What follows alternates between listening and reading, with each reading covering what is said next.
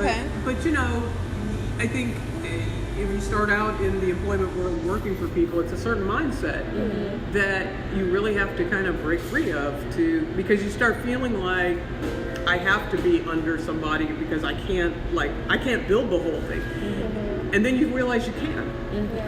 But and you kind of break away from that, you know, that thing because at first I was thinking I don't know anything about bookkeeping. I don't know anything about that, but it's all learnable. It's all very learnable. It's all very manageable. It's not, you know, as they say, rocket science, not brain surgery. Yeah. But it's breaking out of your comfort of, you know, other people handle that and stuff like that. So basically, me and like my buddy, my best friend Charles at the time, were both working for other people, and every place we would work, the business would show up because we would bring these artistic cakes, and you know, we started at a place where they're selling stuff. The most expensive cake was like $50, and we're like, oh, you know, you could do art and stuff. All of a sudden, they're getting $300 for a cake they were selling for $50. Wow. So we were like the golden geese, but we were making like $5 an hour.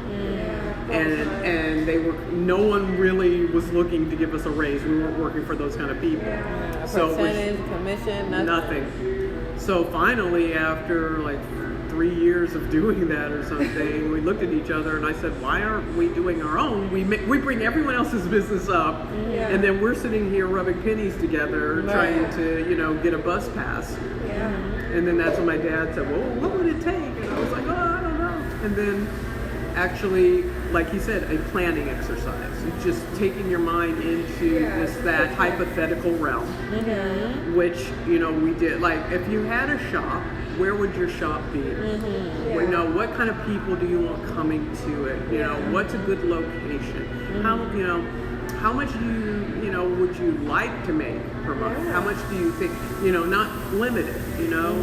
And it's just the act of doing that seemed to really all of a sudden bring in another type of energy and people to me. And it was interesting. Charles and I, we love this. We love this. Charles and I, you know, like I said, we had bus passes. We didn't have a car. So we're, you know, on our day off, I was like, let's, you know, pick some areas to look for a shop. So we were on the bus. Actually, I think we were going to go look like Santa Monica area even. But we were both like in the Hollywood area. So we were on the 212 bus riding down La Brea. And we are at a stoplight, and we both looked out the window, and this building that had a gallery that we knew of had a for lease sign, and we were like, look, there's a space next to Grey Goose that's open and stuff. So we got off at the next stop and ran back down and took down the phone number, right? And so then we called the phone number to find out, like, we had no money. We were just investigating. Right. Well, we call the number, and it happens to be the woman who owns the building, who happens to be an actress from the 60s who was on Batman, named Julie Newmar, owned the building. And she had a real interest in bringing a bakery into her building, because it turned out her grandmother had owned a bakery, and she was very sentimental about that. Wow. So then she was like, I want you to meet my attorney. And I was terrified, because I was like, we are broke, we have nothing, and we're going to go in, and we're going to be fools. And the attorney ended up being like a mentor to me. Wow, and basically, after speaking with him, he said, what you need is a business plan. So I went to the library. This is pre-internet. So I went to the library. And I Shout out to the library. I checked out 4 books on how to write a business plan, and basically read them simultaneously. You know, went to each parts, you know, like that, and I typed up my first business plan. And then I took it back to Rick, who was an attorney, and had him review it.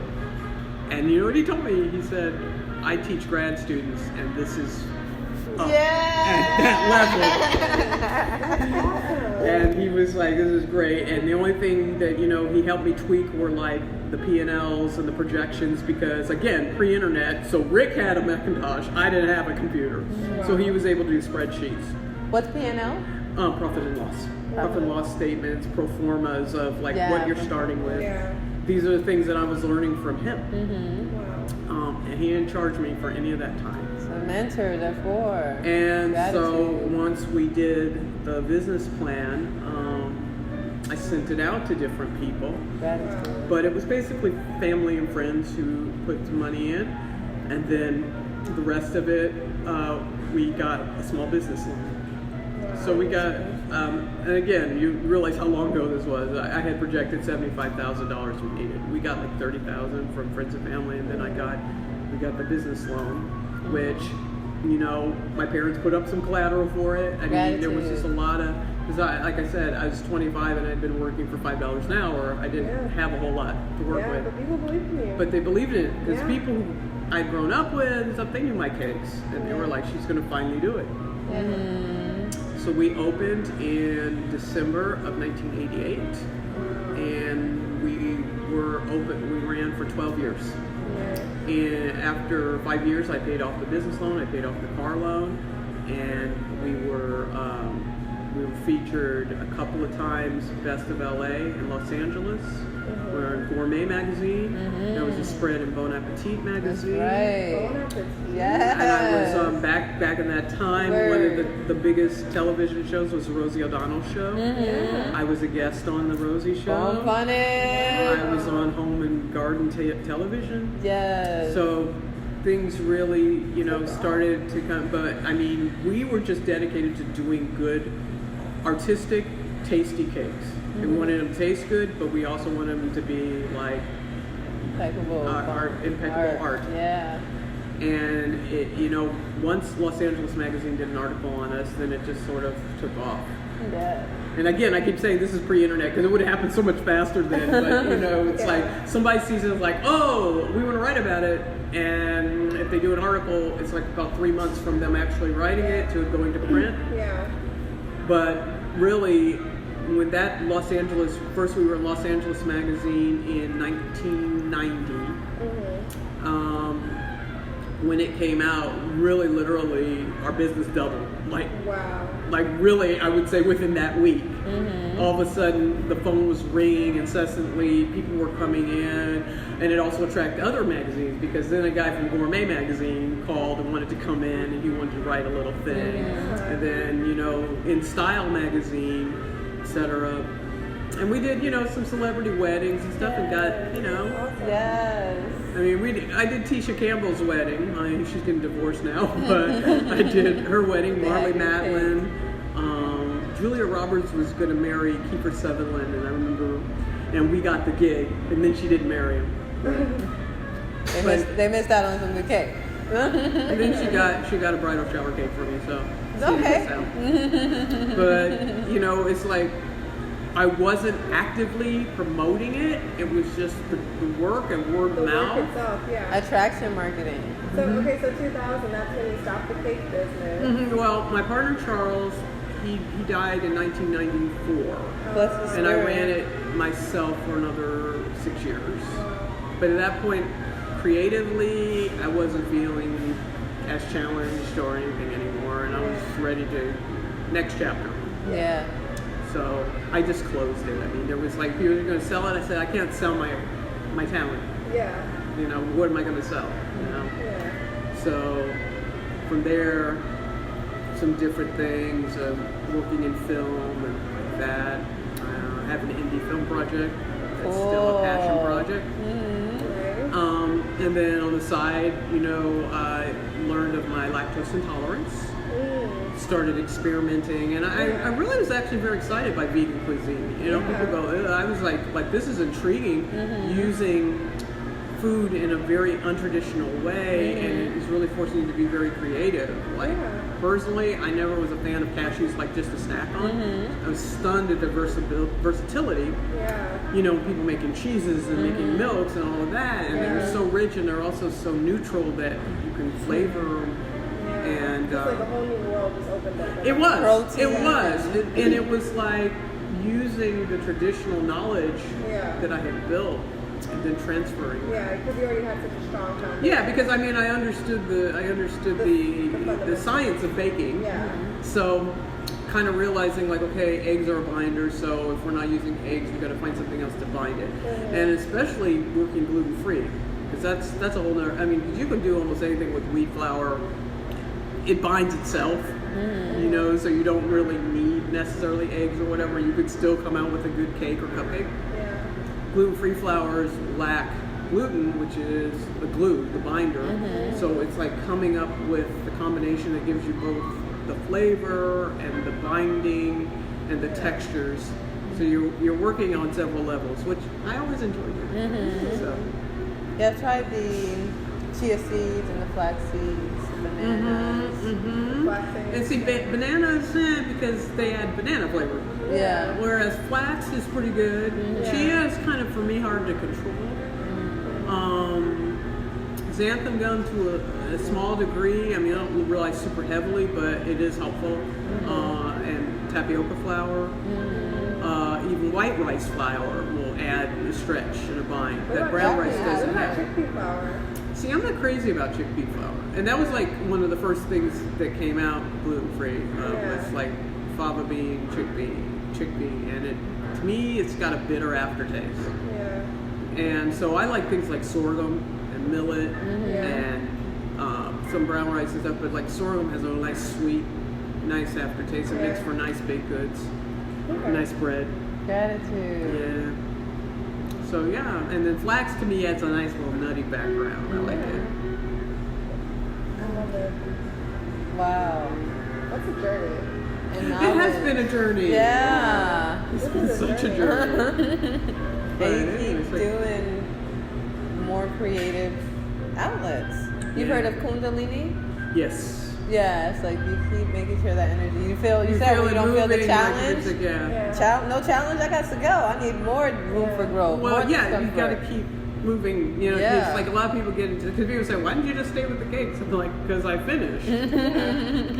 I mean, yeah, I could have, but you know, there were other avenues and other things to explore. An indie passion film. Yes, and that's still my passion Do project. you still have time for that, even with this? Or is It's my hope that this will start taking care of itself so I can get to that, back to it. Yeah. It will. Because is this still like all of your time? Or 3 have weeks, you you said. kind of, like, Yeah, this figured is it taking out? up a lot of my time right now. Yeah. We haven't worked out all the, because this has been done on a shoestring.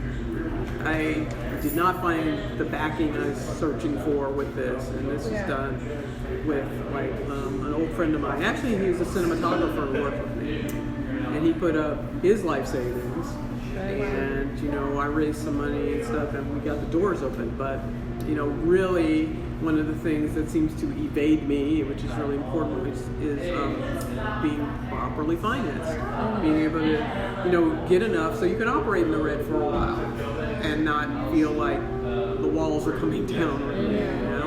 And we didn't have that, so I'm working every day here. But it's my hope to get it to, I'm not. That I can pop in, oh, everything's good, great. But I've developed, I'm trying to get it to the place where it's kind of dummy proof. So, you know, I have all my recipes and I have them all like charted and quantified and everything. And then trying to get all the steps and get all the cheat sheets too, because like our Sundays, those are all my creations. So you want your staff to make the ice cream too? You want your staff to make the ice cream? Yeah. Once it's down, I mean, when it's new, I'm going to try it. You know, like the sun butter fudge. I did it. I do everything as a small experiment at home. You know, just tabletop first to kind of get the flavor balances and everything. Then I chart it and scale it up for a 5-gallon machine. But there's always a little difference. Yeah. So the 5-gallon machine is going to handle it differently and texturally. And so, like the sun butter fudge is the first time I've done it in a big batch, and it came out beautifully. Yeah. And sometimes you do it and you're going, I gotta work on this ratio a little bit. But I think there'd be so many culinary students that would love to come and work here. One would think, I don't know. You may want to connect with LA Kitchen because they have a program. Oh, LA Kitchen, I used to be at LA Prep. That was where I was renting space, and LA Kitchen's there. Yeah, they may. Yeah, actually, I met a lot of people through LA Kitchen. And they just get more connections to get the word out and spread it. Would you guys like to taste the sea salt chocolate chip cookie? I would love to. Okay, I'm gonna bring one, you guys, because this is like gluten-free. Thank you. Gratitude. This is incredible. gonna ask her if she knows about Forex, of course. If you must. I must.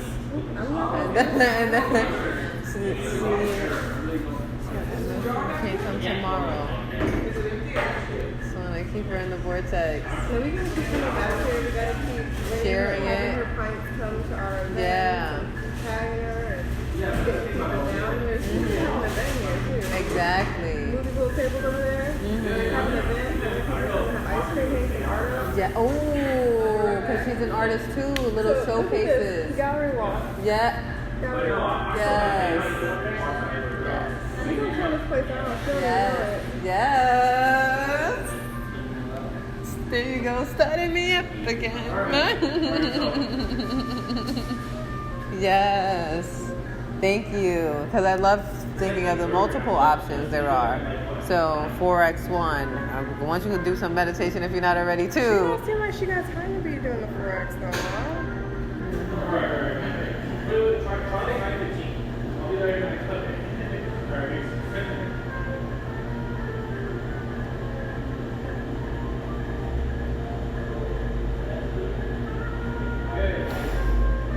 It's all about what you want to put time to. Because, again, an hour a day, 30 minutes a day, it's like a language. You would play games and you would learn something a little bit a day.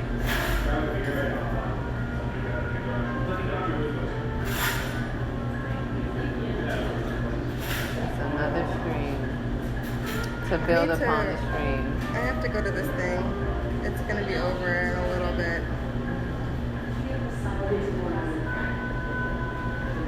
Do you want to step outside and hit this J with me before I go? Yeah, she's about to bring back the cookie and then, yeah. Oh, yeah. So that was Goddess Diane. Yum. Thank you. Gratitude. It's cold. We'll get the flavor of it anyway. We shall. We will. Nope. We're done. I will be right back.